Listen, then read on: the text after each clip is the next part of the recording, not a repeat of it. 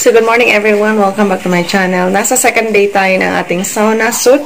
Naka-sauna suit tayo ngayong umaga. Hindi para mag-exercise, kung hindi para gawin ang mga gawaing bahay. Dahil wala naman tayong helper. And in this way, titingnan natin kung talaga po bang nakakabawas ng timbang ang pagsusuot nito. So, na-research ko at kailangan mo lang siyang suotin for like 10 to 60 minutes per day at di dapat sumobra doon. So, let us try kung ano po ba ang mangyayari. So, it's my second day nga po and hindi naman daw ako masyadong mataba but I will try to lose some weight kasi gusto ko napakabigat po ng katawan kapag medyo malaki po yung timbang natin. Nasa 67 po ako and I am a breastfeeding mom kaya medyo mapapasarap talaga yung kain natin sa kanin but it's not an excuse po para sabihin ko yan sa sarili ko. Alam ko po yun and it needs to be healthy and yun nga, so itatry natin kung meron po bang pagbabago. So mag-a-update po ako sa inyo. And this morning gagawa po tayo ng review tungkol po sa Lycium Talent kasi ito po yung latest po natin na video na kung saan meron po nagtatanong ng update kung ano po ba ang nangyayari right after mag-draw ng actual drawing ang husband ko, natanggap pa siya o hindi, ano ba ang nangyari na nakapasa ba, nakuha ba, nagsisimula na ba kami o hindi pa, okay ba ang Lycium Talent, gagawin po natin yun ng review. So, may bagong setup po tayo ngayon kaya iba ang aking background na ginawa po ako dyan na pang-edit. Tutulong ko po yan sa inyo next time. So, ipagpapatuloy po natin ang review natin sa sinasabi ko po sa inyo na Lycium Talent. And yun nga po, nag-apply kami. And after how many weeks, nag-follow up po ako, sinabi ko po doon sa mismong messenger nila na I have already sent the copy and kindly look at it. Kailangan lang po natin silang i-follow up kasi nga napaka-busy at napakadami yata ng mga nag-a-apply po sa kanila. So sa mga hindi pa po nakakaalam, ang pinag-uusapan po natin dito ay yung pinaka-latest po ngayon na mga nag-hire po ng artist.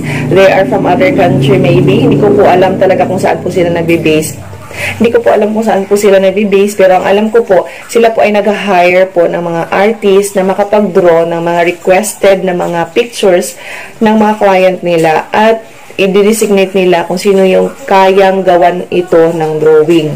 So sa pagkakaalam ko, kailangan natin gumawa ng 14 heads per week, depende po yun. At magdidepende po yun sa magagawa mo.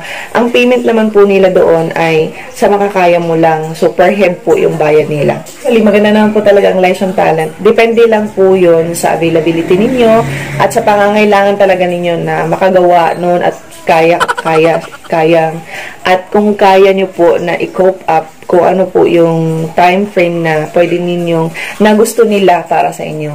So sa amin kasi ang nangyari, pagkatapos namin isend yun, binigyan kami ng link na kung saan pwede namin ipasa kasi nga po natanggap daw po kami at kung okay daw po kami sa prices, meron kaming pagpipilian, merong $6, 7 at saka 9. So ang kaya lang namin doon ay yung nasa $6 lang kasi ang mas madali para sa husband ko, hindi po yun ako, hindi po ako nag-draw, ang husband ko po. So ako lang po yung nagba-vlog po para sa kanya. Meron din po siyang channel, Nance Draw and Tell, pero iba po yung kanyang content. Usually nasa bukid po siya at yun po yung binablog niya, yung aming kakao. So yun nga po, sa $6 pwede po yung kung 51 ang sa atin po dito equivalent. So, hindi po siya ganun kalaking halagaan. Nakita ko po yun, meron pong nagre-review din po, isang artist din po siya, at sinasabi niya po, dinidiscourage niya po yung mga kasamahan natin na mga artist, na bakit daw po hahayaan natin na yung ibang tao mag-hire po sa atin at magbabayad daw po sila ng konting halaga na hindi naman daw po madali yung ating gawain. Bilang artist, napakahirap po nun at sa nakaka-relate po, madali po siyang tingnan, as in, pero talaga pong paghihirapan mo yan and it takes a lot of skills and talent para magawa nyo po yung drawing na iyon. To make the long story short, hindi po ako paligoy-ligoy, hindi po namin ipinasa kasi sinabi ko nga na meron silang link na pinasa sa amin, meron silang link na isisend sa'yo kung tanggap ka na at ililid kayo doon sa Lycart Talent, sa Lycart na page. So, si Sir Van po yung mag-handle sa inyo. And parang 3 weeks after, na-entertain din ako. At merong pinagawa nga sa akin at sinabi na Pagkatapos ng testing, meron na talaga siyang actual na ipapadraw at kailangan mo yung tapusin sa loob lamang ng ilang linggo. So, 1 week lang yung binigay sa akin ni Sir Van. Pero, ang ending nun, yun yung pagkakamali ko. Hindi din po namin yun naisagawa. Hindi din namin siya agad nasabihan. So, parang disappointed si Sir. Pero, nagawa naman yun ng paraan. Parang naibigay niya yun sa ibang artist. Reason, bakit hindi namin yun tinuloy? It's because nag-draw yung husband ko ngayon. Sa barter community group, sinesend namin. And even, meron kaming mga Facebook page na nag-a-announce at doon namin pinopost yung mga natapos namin ng mga drawing, and we are asking for many neighbors as well as kasamahan namin sa school kung sino yung magpapadraw, yung mga kakilala, and we are asking for some cash. Mas malaki po yung halaga, so nasa 500 pesos with frame na po yun. So ito po yung mga samples ng aming mga ginagawa at binibenta ang mga larawan. So ang iba dito hindi pa natapos, nakalinya pa rin po ito, and we're so thankful to the Lord because we believe that it's a gift from God. Hindi po namin kaya kung wala po ang Panginoon. At nakakatulong po talaga siya, lalong-lalo na ngayon sa pandemic. Nung nakaraan, meron kaming shrimp at saka fish na na-barter doon sa aming na-draw na larawan ng isang baby. So, maganda naman po ang Lyceum Talent. Kung gusto nyo po, bilang artist, wala po kayong ibang gawain. So, yung husband ko din po kasi isa din po siyang teacher. So, napakarami po ng aming gawain at hindi po na-realize po namin na hindi namin kayang abutin yung isang linggo na kailangan namin mag-draw ng ganyan karaming heads. No, kaya naman po siya, pero talagang din po siya practical na magtatrabaho ka sa umaga, pati sa gabi. Meron kasi kami mga lakad kasi nga po bilang online seller, lumalabas din po ako ng bahay. Mamibili ako, kinukuha ko yung mga orders, may meet up halos araw-araw kasi nagbibenta din po ako ng Vivo Y11, kaya parang conflict po siya sa time. So, nagbablog pa at the same time.